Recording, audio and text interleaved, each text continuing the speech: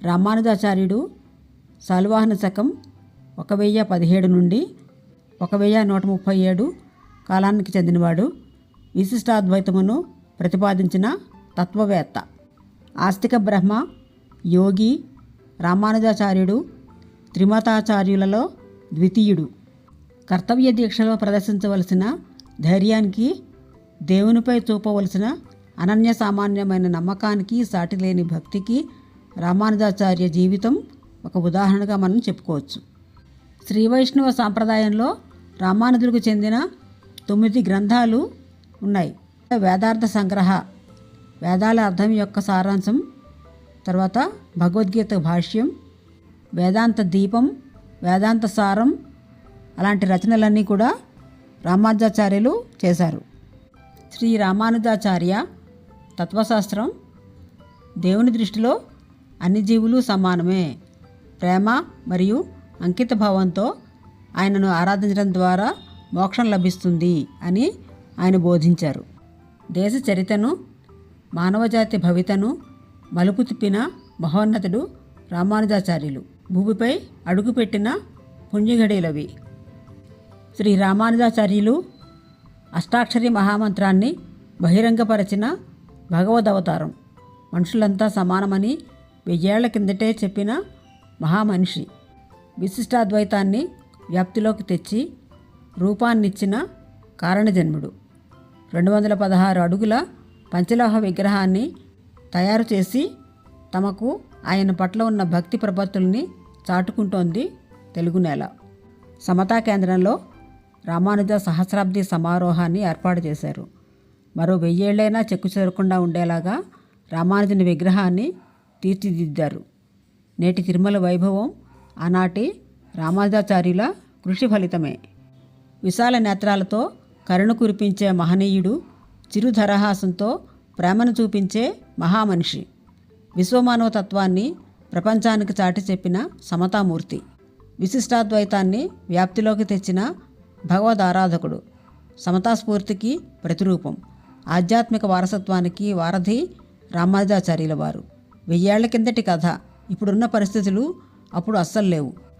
అలాంటి చోట నిమ్మన వర్గాల వారికి భగవద్ అనుగ్రహం కలగాలన్నా, ఆచార్యుల ఆశీర్వాదం అందాలన్నా, వారి కృపకు నోచుకోవాలన్నా చాలా కష్టంగా ఉండేది. వారి పరిస్థితి దయనీయంగా ఉండేది.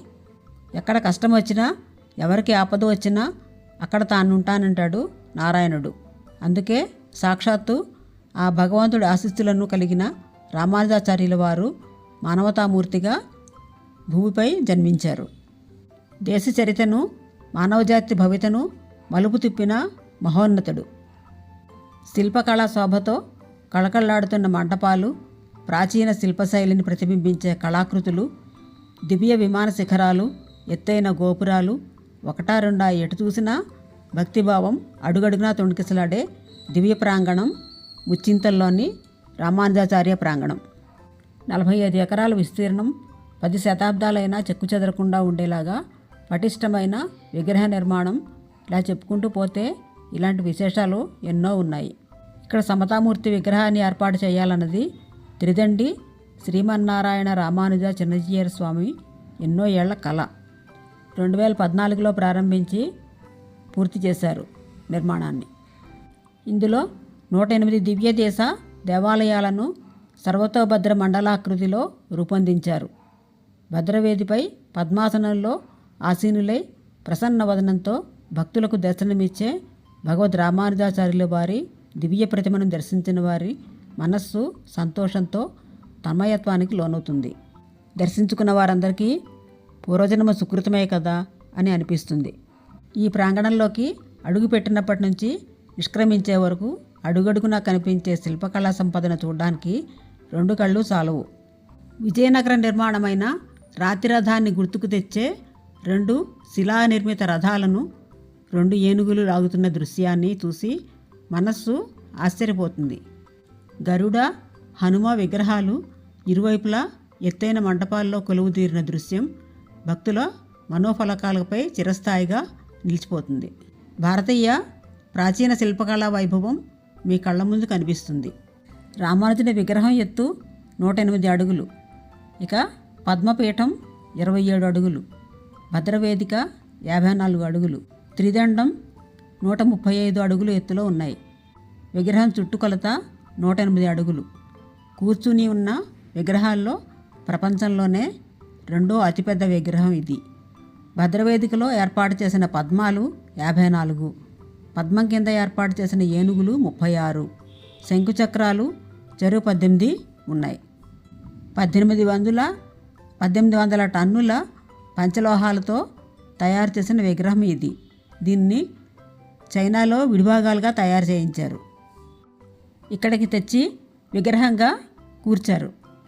పండితుల సభలు నిర్వహించడానికి ఆడిటోరియం, ప్రదర్శనశాలల కోసం ఓమ్నిమాక్స్ థియేటర్లు, ఇలా ఎన్నో అత్యాధునిక సదుపాయాలు కూడా ఉన్నాయి. సెల్ఫ్ గైడెడ్ టూల్ సహాయంతో ప్రత్యేక ఇయర్ఫోన్ల ద్వారా సందర్శకులు తమకు నచ్చిన భాషలో ఈ క్షేత్ర విశేషాలను తెలుసుకునే సదుపాయం కూడా ఏర్పాటు చేశారు. విశిష్టాద్వైతాన్ని వ్యాప్తిలోకి తెచ్చిన వ్యక్తి కన్నా సమాజ శ్రేయస్సే ముఖ్యమని చాటిన మానవతావాదికి ఏమిచ్చినా మనం రుణం తీర్చుకోలేం. ఆయన ఆశయాలకు వారసులుగా నిలిచి వాటిని వ్యాప్తికి చిత్తశుద్ధితో కృషి చేయడం తప్ప మనమేమి చేయలేం. భగవంతుడి ఆరాధనకు కులమతాలు ప్రాతిపదిక కాదన్న సమతామూర్తికి శతకోటి వందనాలు. రామానుజాచార్యుల వారి విశ్వమానవ తత్వాన్ని ప్రపంచానికి చాటేలా ఏర్పాటు చేసిందే ఈ సమతా విగ్రహం. 108 దివ్య దేశాలు అంటే వైష్ణవ క్షేత్రాల నడుమ కొలువుదీరిన ఈ విగ్రహ దర్శనం పూర్వజన్మ పుణ్యఫలం అంటారు. 120 ఏళ్ళు జీవించిన రామానుజాచార్యుల వారికి నివాళిగా 120 కిలోల బంగారంతో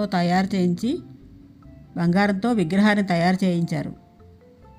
5 అడుగుల 3 అంగుళాల విగ్రహాన్ని 3 అడుగుల పీఠంపై అమర్చారు. నిత్య పూజలన్నీ ఈ విగ్రహానికే చేస్తారు. ఓం నమో నారాయణాయ. నేడు ఇంటింటా పలుకుతున్న ఈ మంత్రం ఒకప్పుడు అత్యంత రహస్యం. గురువుగారి కరుణ పొందిన శిష్యులకు మాత్రమే ఈ తిరుమంత్రోపదేశం జరిగేది. అలాంటి మంత్రాన్ని రామానుజాచార్యుల వారు ఎలా ప్రజలకు చేరువ చేశారు? దీనికి ఆయన చేసిన సాహసం ఏమిటి? తీసుకున్న నిర్ణయాలు ఎలాంటివి? అది ఇప్పుడు ఎలాంటి ఫలితాలను అందిస్తోంది? 10 శతాబ్దాల కిందటి పరిస్థితులను ఒక్కసారి అవలోకనం చేసుకుంటే అప్పట్లో శ్రీ రామానుజాచార్యుల వారు 2 శిష్యులను వెంటబెట్టుకొని 150 మైళ్ళు కాలినడకను వెళ్ళారు. మొత్తానికి హరినామస్మరణతో తిరుగోష్ఠియూరు చేరుకున్నాడు. గోష్ఠి పూర్ణుల వారు అక్కడే ఉంటారని తెలిసి ఆయన నివాసానికి చేరుకున్నారు. తనను పరిచయం చేసుకొని శిష్యుడిగా స్వీకరించమని, జ్ఞానభిక్ష పెట్టమని వేడుకున్నాడు. దానికి ఆ గురువుగారు ఓ 4 రోజులు ఉపవాసం చేసుకురమ్మన్నారు. రామానుజాచార్యుల వారు అలాగే చేశారు. తర్వాత మళ్ళీ అదే దృశ్యం. అలా 2 సార్లు 3 సార్లు కాదు, ఏకంగా 18 సార్లు ఇలాగే చెప్పారు. అయినా ఆయన పట్టు వీడలేదు. చివరకు కాలంతో పాటు ఆ గురువు పెట్టిన పరీక్షల్లో ఉత్తీర్ణుడయ్యాడు. చివరకు గురువుగారి కరుణతో ఎంతో నిష్ఠతో అష్టాక్షరి మంత్రోపదేశాన్ని పొందారు రామానుజాచార్యుల వారు. కానీ దానిని అయోగ్యులకు మాత్రం ఉపదేశించవద్దని షరతు పెట్టారు. దీంతో ఆ రహస్యాన్ని ఎప్పటికీ కాపాడుతానని మాట ఇచ్చారు రామానుజులు. తిరుమంత్రంతో పాటు గురువులు చెప్పిన బోధనలన్నింటినీ ఆకలింపు చేసుకొని తన స్వగ్రామానికి చేరుకుంటాడు. శ్రీరంగం నుంచి 18 సార్లు వచ్చిన రామానుజుల వారిని గురువుగారు కరుణించారన్న వార్త ఆ ఊరంతా తెలిసిపోయింది. ఆయనకు అష్టాక్షరి చర్మశ్లోక పరమార్థాలను బోధించారన్న సంగతి అందరికీ తెలిసింది. ఎందుకంటే 18 సార్లు ఆయన అంత దూరం నుంచి వస్తున్నారంటేనే రామానుజుల వారి పట్టుదల ఎలాంటిదో వారికి అర్థమైంది. అందుకే వాళ్ళంతా ప్రేమతో రామానుజుడిని ఒక మాట అడిగారు. మీరు గొప్ప భక్తులు కనుక ఇప్పటికైనా గురువుగారు కరుణించి మీకు ఆ మంత్రోపదేశాన్ని చేశారు. తమలాంటి సామాన్య భక్తుల సంగతి ఏంటి అని ప్రశ్నించారు. ఇది ఆ కారణజన్ముడి మదిలో పెద్ద అలజడినే సృష్టించింది. పరమాత్మని చేరుకునే మార్గం రహస్యంగా ఎందుకు ఉండాలి అనుకున్నాడు. అందుకే ఆ జ్ఞానాన్ని అందరికీ చేరేలా నిర్ణయం తీసుకున్నాడు. భగవంతుడు అందరివాడైతే ఆయన సాన్నిధ్యానికి చేర్చే తిరుమంత్రము అందరిదే అనుకున్నాడు. అందుకే ఊరివారందరినీ పిలిచాడు. ఓం నమో నారాయణాయ అన్న అష్టాక్షరి మంత్రాన్ని అందరితోనూ పలికించాడు. గురువుగారు ఉపదేశించిన విశేషాలను వారికి వివరించాడు. ఈ విషయం తెలుసుకున్న గురువుగారి ఆగ్రహం వ్యక్తం చేసిన రామానుజుడు ఇచ్చిన వివరణతో సంతృప్తి చెందారు. రామానుజుల వారు బయటకు చెప్పే వరకు ఆ తిరుమంత్రం నిజంగానే రహస్యం. గురువుగారి కృపకు నోచుకునే వారికి తప్ప వేరెవరికి దరిచేరేది కాదు. అలాంటిది కులమత వర్గ వర్ణ ప్రాంత భేదాలేమీ లేకుండా ఇప్పుడు అందరికీ మేలు చేకూర్చేలా ఆ మంత్రం వినిపిస్తుంది. అందరి నోటిలోనూ పలుకుతోంది. బ్రహ్మసూత్రాలను అందరికీ అర్థమయ్యే రీతిలో శ్రీభాష్యాలుగా రచిస్తానని ముందే రామానుజుల వారు చెప్పారు. ప్రజలను వేదపారాయణ చేసే ధర్మనిరతులుగా మారుస్తానని చెప్పారు. వ్యాస పరాశరులు చెప్పిన తత్వత్రయ వైభవాన్ని లోకానికి వెల్లడిస్తానని ప్రకటించారు. ఇదంతా ఆయనను కలుసుకోవాలని అనుకున్నా కలవలేకపోయినా యమునాచార్యుల వారి పార్థివ దేహం దగ్గర చేసిన ప్రతిజ్ఞలే. 32వ ఏట స్వీకరించిన సన్యాసాశ్రమంతో అనేక మంది గురువుల దగ్గర ఉపదేశాలు పొందే వీలు కలిగింది. తర్వాత రామానుజుడు కాస్త రామానుజాచార్యగా మారి పీఠాధిపతి అయ్యారు. ఆయన ప్రధాన శిష్యులే దాశరథి, కూరేసు, బోధాయన వృత్తి అనే గ్రంథాన్ని చదివి దాని ఆధారంగా శ్రీభాష్యం రచించారు. తన బోధనలతో ఎంతోమంది పండితులను కూడా సత్యం వైపుకి మళ్లించారు. దక్షిణ భారతదేశంలో ఉన్న 3 సిద్ధాంతాల్లో విశిష్టాద్వైతం ఒకటి. దీనిని వైష్ణవమని కూడా అంటారు. దీనికి ఎక్కువగా ఖ్యాతిని తీసుకొచ్చింది రామానుజులే. ఆదిశంకరుడు ప్రతిపాదించిన అద్వైత సిద్ధాంతంలో కొన్ని మార్పులతో రామానుజులు రూపొందించిందే విశిష్టాద్వైతం.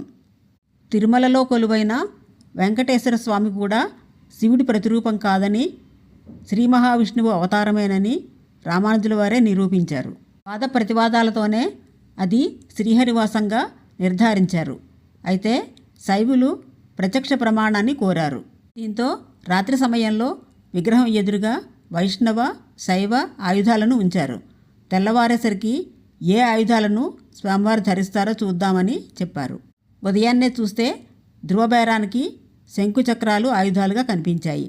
అప్పటినుంచి తిరుమలలో స్వామివారి అర్చన కైంకర్య విధానాలను ఒక పద్ధతిలోకి తెచ్చారు.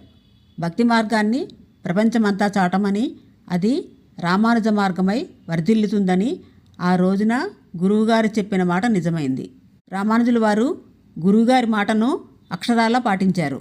అందుకే దేశమంతా ఇప్పుడు రామానుజ మార్గంలోనే నడుస్తోంది. అదే ఈ 1000 ఏళ్ల సమతా స్ఫూర్తికి ప్రతిరూపమై విరాజిల్లుతోంది.